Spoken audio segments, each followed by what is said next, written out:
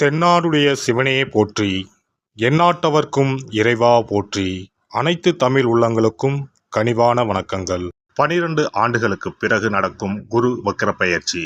119 நாட்கள் பின்னோக்கி சுழலும் குரு பகவான்.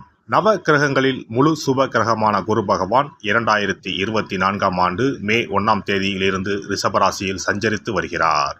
ஒவ்வொரு ஆண்டும் சில கிரகங்கள் வக்ரமடையும்.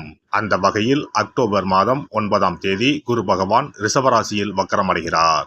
இதன் தாக்கம் என்ன? குரு வக்ர பெயர்ச்சி என்றால் என்ன? எத்தனை நாட்கள் நீடிக்கும் என்று பார்க்கலாம். குரு பகவான் இந்த ஆண்டு அக்டோபர் மாதம் 9ஆம் தேதி புதன்கிழமை ரிஷபராசியில் வக்ரமாகி பின்னோக்கி செல்வார். பிப்ரவரி 4, 2025ஆம் ஆண்டு வரை இந்த நிலை நீடிக்கும். வக்ரம் என்பது நேராக செல்லக்கூடிய ஒரு கிரகம் பின்னோக்கி செல்வதை குறிக்கும். ரிஷபராசியில் சஞ்சரிக்கும் குரு பகவான் அடுத்து மிதுன ராசிக்கு செல்லாமல் பின்னோக்கி ரிஷபத்தில் ரோகிணி மற்றும் கிருத்திகை நட்சத்திரத்தில் சுழல்வது குரு வக்ர பெயர்ச்சியை குறிக்கும். ஒவ்வொரு ராசிக்கும் குரு வக்ர பெயர்ச்சி கணிசமான தாக்கங்களை, நல்ல பலன்களை அல்லது தடைகளை ஏற்படுத்தலாம். ஆனால் பொதுவாக குரு வக்ரம் அடைவது என்பது சுப காரிய தடை, விரிவாக்கம், வளர்ச்சி போன்றவற்றில் பாதிப்பு ஏற்படும். இந்த ஆண்டு குரு பெயர்ச்சி எந்த ராசிகளுக்கு நற்பலன்களை தந்ததோ, அதிர்ஷ்டமான பெயர்ச்சியாக இருந்ததோ அந்த ராசிகள் குரு வக்ரமாகும் 4 மாத காலத்தில் குறைவான அளவு நற்பலன்களை பெறுவார்கள். இந்த ஆண்டு குரு பெயர்ச்சி பலன்களில் எந்த ராசிகளில் குரு பகவான் எதிர்மறையான தாக்கம் ஏற்படுத்தினாரோ அந்த ராசிகளுக்கு வரும் 4 மாதம் அமோகமான பலன்கள் கிடைக்கும்.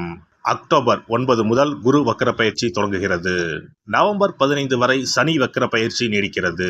கிட்டத்தட்ட 40 நாட்கள் 2 முக்கியமான கிரகங்கள் வக்கிரமாக சஞ்சரிக்கிறது. இது ஒரு சில ராசிகளுக்கு அபரிமிதமான நற்பலன்களை, அதிர்ஷ்டத்தை வாரி வழங்கும்.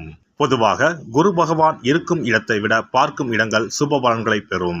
குரு பகவான் ரிஷபராசியில் இருந்து 5ஆம் பார்வையாக கன்னி ராசியையும், 7ஆம் பார்வையாக விருச்சிக ராசியையும், 9ஆம் பார்வையாக மகர ராசியையும் பார்க்கிறார். வக்ரமடைந்த குரு பார்வையால் சில ராசிக்காரர்கள் ராஜாதி ராஜ யோகம் பெறப்போகின்றனர். இனி இந்த வக்ர பெயர்ச்சியால் உங்கள் ராசிக்கான சுப பலன் என்ன என்பதனையும், அசுப பலன் ஏற்படுமாயின் ராசிக்காரர்கள் செய்ய வேண்டிய பரிகாரம் என்ன, வழிபட வேண்டிய தெய்வம் யார் என்பதனை பற்றியும் விரிவாக காண்போம். உங்கள் வாழ்வில் வளமும் நலமும் செல்வ செழிப்பும் பெற்று வாழ்வில் உயரிய நிலையை அடைய எல்லாம் வல்ல எம்பெருமானை வேண்டி விரும்பி கேட்டுக்கொள்கிறேன். கன்னி ராசி அன்பர்களே, குரு பகவான் 9ஆம் வீட்டில் வக்ர நிலையில் பயணம் செய்ய போகிறார். 2025ஆம் ஆண்டு பிப்ரவரி வரைக்கும் குரு வக்ர நிலையில் பயணம் செய்வார். ஓடி போனவனுக்கு 9ல குரு என்பது பழமொழி. எவ்வளவு பிரச்சனைகள் இருந்தாலும் முழுமையாக விடுபடலாம். புதிய முயற்சிகள் கைகூடும். இதுவரை தடைப்பட்ட காரியங்கள் சித்தியாகும். குரு பகவானின் பொன்னான பார்வை உங்கள் ராசிக்கு கிடைப்பது கூடுதல் சிறப்பு. பொருளாதார நிலை மேம்படும். பணம் கொடுக்கல் வாங்கலில் கவனமாக இருக்கவும். இதுவரை உடல் ஆரோக்கியத்தில் இருந்து வந்த பிரச்சனைகள் படிப்படியாக குறையும்.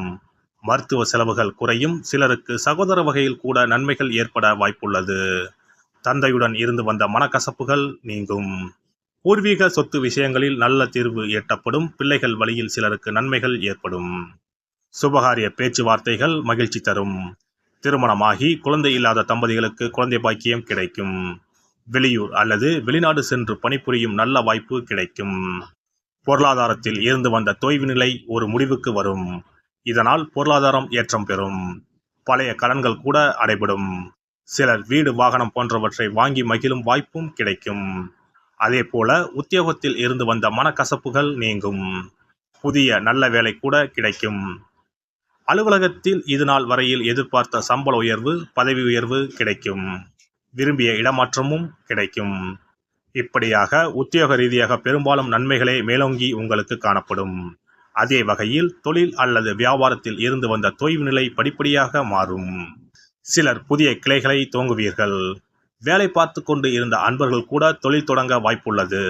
சிலருக்கு தொழில் தொடங்க அரசு உதவிகள் கிடைக்கப்பெறும். சிலர் புதிய முதலீடுகளை செய்து மகிழ்வீர்கள். கூட்டு தொழில் ரீதியாக இருந்து வந்த சிக்கல்கள் முடிவுக்கு வரும். புதிய கூட்டாளிகள் அறிமுகம் ஆவார்கள்.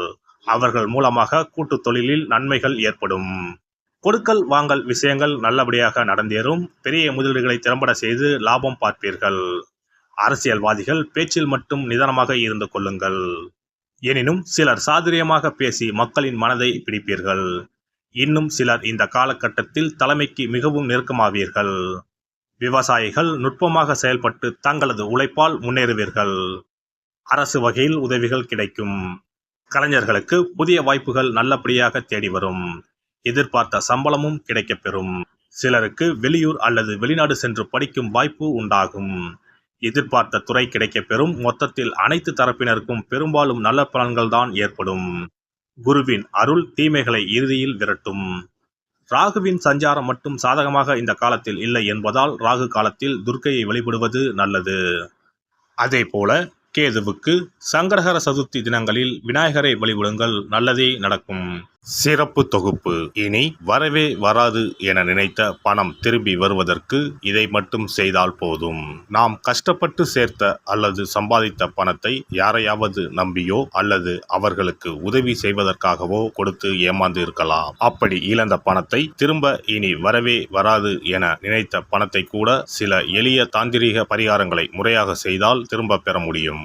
இழந்த சொத்து, இழந்த பணம் மற்றும் நகை ஆகியவற்றை திரும்ப வீடு தேடி வர வைப்பதற்கான எளிய பரிகார முறைகள் பற்றி இங்கே தெரிந்து கொள்வோம். இந்த 2 முறைகளில் எந்த முறை நமக்கு எளிமையானதோ அதை செய்து பயன்பெறலாம். வாங்கிய பணத்தை திருப்பி கொடுக்க முடியாமல் கடன் தொல்லையால் அவதிப்படுபவரை போல் பணத்தை கொடுத்துவிட்டு அதை திரும்பி வாங்க முடியாமல் தவிப்பவர்கள் அதிகம் இருக்கத்தான் செய்கிறார்கள். யாராவது அவசரம் என பண உதவி கேட்கும்போது நட்பின் அடிப்படையிலோ அல்லது இருக்கப்பட்ட சிலர் பணம் கொடுத்திருப்பார்கள்.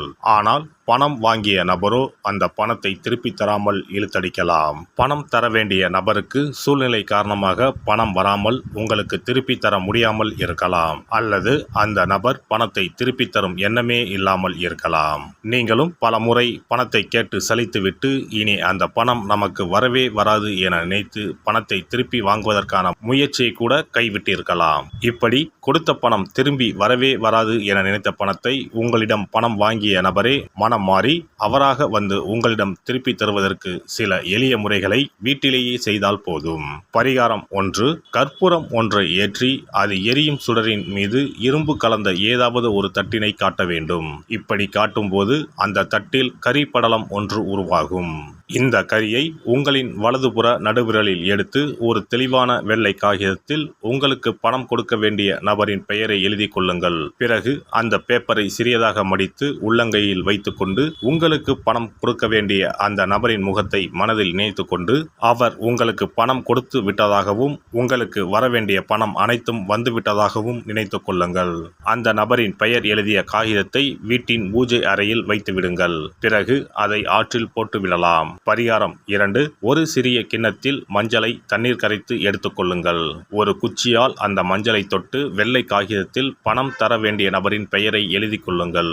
ஓம் ஸ்ரீ கார்த்த வீர்யாஜுனாய நமக என்ற மந்திரத்தை 27 முறை சொல்லி பணம் கொடுக்க வேண்டிய நபர் உங்களுக்கு தர வேண்டிய பணம் அனைத்தையும் கொடுத்து விட்டதாக நினைத்து வேண்டிக் கொண்டு அந்த காகிதத்தை சுற்றி வெள்ளை நூலால் கட்டிவிட வேண்டும். பிறகு அந்த காகிதத்தை ஆற்றிலோ கடலிலோ போட்டுவிட வேண்டும். இந்த 2 முறைகளில் யாருக்கு எது வசதியோ அந்த முறையில் பரிகாரத்தை செய்யலாம். ஏதாவது ஒரு முறையை பின்பற்றினால் போதும். 2 முறைகளிலும் செய்ய வேண்டியது கிடையாது. இந்த பரிகாரத்தை தெற்கு நோக்கி அமர்ந்து செய்ய வேண்டும். இந்த பரிகாரத்தை நம்பிக்கையுடன் தொடர்ந்து செய்து வந்தால் கண்டிப்பாக வராது என நினைத்த பணம் விரைவில் உங்களின் வீடு தேடி வரும். எல்லாம் வல்ல இறையருளால் நீங்களும் உங்கள் அன்பு குடும்பமும் உடல் நலம், நீலாயுள், நிறை செல்வம், உயர் புகழ், மெய்ஞானம் ஓங்கி வாழ்க வளமுடன்.